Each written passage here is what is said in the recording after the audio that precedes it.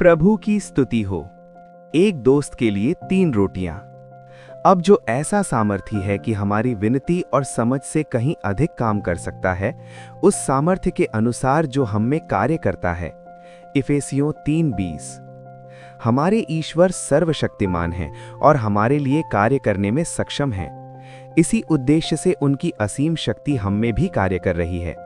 इसलिए ये आयत हमें याद दिलाती है कि ईश्वर हमारे लिए जो कुछ भी करता है वो हमारी प्रार्थनाओं और विचारों से कहीं अधिक है। लेकिन इस अनुभव को प्राप्त करने के लिए हमें कुछ बातों पर ध्यान देना होगा। हमें केवल एक ही चीज मांगने और केवल उसी एक चीज की इच्छा करने का रवैया अपनाना चाहिए। जब प्रभु इस बारे में बात करते हैं तो वे कहते हैं कि बहुत सी चीजों के बारे में परेशान और चिंतित होने के बजाय केवल एक ही चीज आवश्यक है। राजा सुलेमान ने परमेश्वर को इसलिए भी प्रसन्न किया क्योंकि उन्होंने अपने जीवन में केवल एक ही चीज मांगी जो उस पद के लिए उपयुक्त थी जिस पर परमेश्वर ने उन्हें नियुक्त किया था। इसके अलावा परमेश्वर ने उसे उसकी मांग से परे बहुत सी अन्य चीजें भी प्रदान की। हमारे आध्यात्मिक जीवन में एक ही बात जिसके बारे में हमें सोचना चाहिए, जिसकी कामना करनी चाहिए, जिसके लिए प्रार्थना करनी चाहिए और जिसे प्राप्त करना चाहिए, वो है उच्च बुलावे के पुरस्कार को प्राप्त करने के लिए दृढ़ता से लक्ष्य की ओर बढ़ना। इसलिए ऐसा हो कि हम परमेश्वर की उपस्थिति में प्रार्थना करें और केवल परमेश्वर की उच्च बुलाहट के पुरस्कार की इच्छा रखें यीशु के दूसरे आगमन पर, ताकि हम उनके साथ उस स्थान पर हों जहां वे हैं, ताकि ऐसा हो कि हम उन तक पहुंच सकें। बस यही हमारी प्रार्थना का विषय हो। यदि हम इस एक इच्छा से परमेश्वर से प्रार्थना करें तो निश्चय ही परमेश्वर हमें वो अनंत उद्धार प्रदान करेगा। दाऊद की यही विनती और इच्छा थी, यहोवा की सुंदरता को देखना, उसके मंदिर में उससे पूछना और यहोवा के घर में निवास करना। जब हम इस एक बात का ध्यानपूर्वक अवलोकन करते हैं तो हम देखते हैं कि दाऊद अपनी प्रार्थना में 3 तरीकों से भेद करके इसे व्यक्त करता है। उनकी सुंदरता को निहारने के लिए, उनके मंदिर में ध्यान करने के लिए और उनके घर में निवास करने के लिए। यदि हम इन चीजों पर आध्यात्मिक रूप से दूसरे तरीके से विचार करें तो इसे एक चीज के 3 अनुभवों के रूप में समझा जा सकता है। जैसे कि एक आदमी जो अपने दोस्त के लिए रोटी मांगने गया था, उसने 3 रोटियां मांगी। उसने केवल एक ही चीज मांगी थी, यानी रोटी, लेकिन उसने कहा कि उसे 3 रोटियों की जरूरत है। यहाँ जिन 3 मित्रों का उल्लेख किया गया है, उन पर विचार करने पर हम इन तीनों व्यक्तियों को ईश्वर, स्वयं और अपने शरीर के रूप में समझ सकते हैं। ईश्वर अब्राहम को अपना मित्र कहता है। यीशु भी हमें मित्र कहते हैं। क्योंकि यीशु ने परमेश्वर से सुनी हुई हर बात हमें बता दी है, इसलिए परमेश्वर और यीशु दोनों को हम अपना मित्र कह सकते हैं। जब हम अपने शरीर के बारे में सोचते हैं तो हम देखते हैं कि ईश्वर ने मनुष्य के लिए एक उपयुक्त सहायक बनाया, और जब उसने स्त्री को पुरुष के पास लाया तो पुरुष अपनी पत्नी से जुड़ गया और वे एक शरीर हो गए। पुरुष स्त्री का सिर है और स्त्री पुरुष का शरीर है और उन्हें एक ही माना जाता है। इसलिए अपने लिए एक उपयुक्त सहायक बनने के लिए हमारा शरीर ही वो मित्र है जिसे ईश्वर ने हमें इस पृथ्वी पर निवास करने के लिए दिया है। जब ये कहा जाता है कि स्त्री पुरुष की महिमा है, तो ये उस शरीर की ओर इशारा करता है जिसे परमेश्वर अपनी कार्य शक्ति द्वारा रूपांतरित और महिमामय बनाएगा। हालांकि दिव्य व्यवस्था के अनुसार हमें सिर होना चाहिए और शरीर को नीचे देखा जाना चाहिए। यदि शरीर हमारे लिए व्यक्तिपरक है तो वो हमारा मित्र होगा। यदि शरीर हमारा सिर बन जाए और हम शरीर के अनुसार जीवन जिएं तो ये हमारा शत्रु बन जाता है, क्योंकि यदि हम शरीर के अनुसार जीवन जिएंगे तो हम अनंत मर जाएंगे। इसे रोकने के लिए हमें अपने शरीर को वश में रखना चाहिए और उसे अधीन करना चाहिए। जिस प्रकार कलीसिया जो शरीर है मसीही के अधीन है, यदि हमारा शरीर हमारे अधीन हो और हमारे साथ एकता में रहे तो वास्तव में हमारा शरीर एक उपयुक्त सहायक, एक अच्छा मित्र बन जाता है। इसलिए हमारे मित्र शरीर के लिए हमें परमेश्वर से 3 रोटियों के लिए प्रार्थना करनी चाहिए। जब हम पहली रोटी पर विचार करते हैं तो इस दुनिया में समृद्ध होने और स्वस्थ रहने के लिए एक स्वस्थ शरीर आवश्यक है।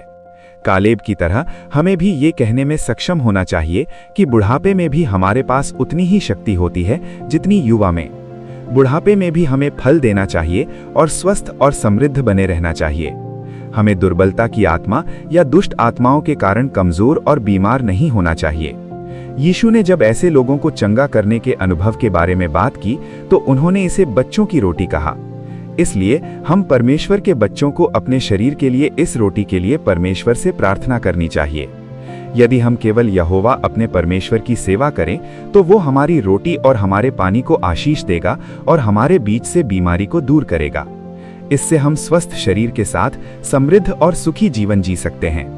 हम परमेश्वर से ये पहली रोटी पाएं, बच्चों की चंगाई और स्वास्थ्य की रोटी, और ऐसा हो कि हम शांति और सच्चाई की प्रचुरता का अनुभव करते हुए जीवन जी सकें। जब हम दूसरी रोटी पर विचार करते हैं तो हमारा प्रभु हर एक को उसके कर्मों के अनुसार देने के लिए शीघ्र आ रहा है। इसलिए स्वस्थ शरीर के साथ हम अच्छे कर्म करने में सक्षम होंगे जो पुरस्कार के योग्य हों। पवित्र शास्त्र कहता है कि यदि हम अपनी दैनिक जीविका के लिए कड़ी मेहनत भी करें तो वो व्यर्थ है। इसलिए ये जानते हुए कि प्रभु में हमारा परिश्रम व्यर्थ नहीं है, हमें हमेशा प्रभु के काम में भरपूर रहना चाहिए। केवल इसी प्रकार प्रभु की सेवा करने से ही हमें विरासत का प्रतिफल प्राप्त होगा।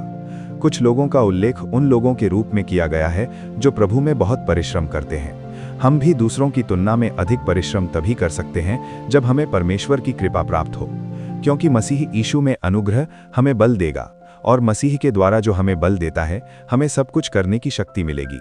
इसलिए ईश्वर हमें भी स्वर्गदूतों की रोटी, मलयालम में सर्वशक्तिमान की रोटी, स्वर्ग का अनाज दे जो उसने इज़राइल को दिया था। हमारे मित्र शरीर के लिए हमें परमेश्वर से ये दूसरी रोटी, सर्वशक्तिमान की रोटी प्राप्त करनी चाहिए, क्योंकि यदि हम अपने परमेश्वर यहोवा पर भरोसा रखते हैं तो वो हमें बल देगा ताकि हम ऐसे काम करें जो उसे प्रसन्न करें और परमेश्वर से पूरा प्रतिफल प्राप्त करें। जब हम तीसरी रोटी को देखते हैं तो उस जीवन में जो यीशु के साथ रहने की इच्छा रखता है हमें विजयी बनना होगा। इस शरीर में रहते हुए हमें संसार, वासना और पाप से लड़ना और उन पर विजय प्राप्त करनी चाहिए। हमें प्रभु में और उसकी सामर्थ्य में मजबूत होना चाहिए, परमेश्वर के पूरे कवच को पहनना चाहिए ताकि हम शैतान के छल के विरुद्ध खड़े हो सकें और दुष्ट दिन में दुष्ट आत्मिक शक्तियों का विरोध कर सकें। ऐसे जीवन में जहां हम अच्छी लड़ाई लड़ते हैं, विजय परमेश्वर की है और परमेश्वर ही हमें विजय प्रदान करेगा।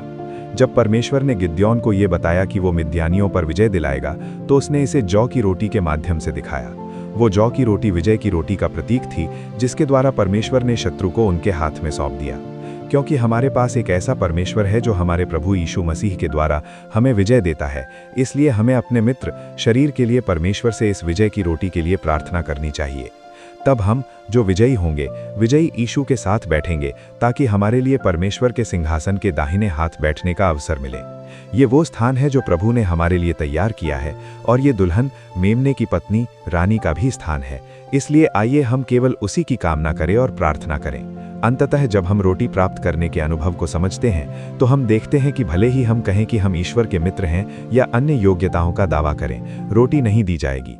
इसके बजाय ये उन्हें दिया जाता है जो विनती करते हैं। यद्यपि पिता रोटी मांगने पर पत्थर नहीं देंगे, फिर भी वे मांगने वालों को भरपूर मात्रा में देते हैं जितना हमें चाहिए। इसलिए यदि हम यीशु की तरह जोर जोर से रोते हुए और आंसू बहाते हुए प्रार्थनाएं और विनतियां करते हैं तो परमेश्वर हमारी हर प्रार्थना और सोच से कहीं अधिक हमारे लिए करेगा। वो हमारे नाश्वर शरीर को अपने महिमामय शरीर के समान रूपांतरित करेगा और ऐसा हमारे लिए होगा ताकि हम गोद लिए जाने अपने शरीर के उद्धार को प्राप्त कर सकें। इसके लिए हम मन ही मन दुखी होते हैं और बेसब्री से प्रतीक्षा करते हैं। आइए हम हमेशा जागते रहें और प्रार्थना करते रहें। प्रभु परमेश्वर हमें ऐसा करने में सहायता करें।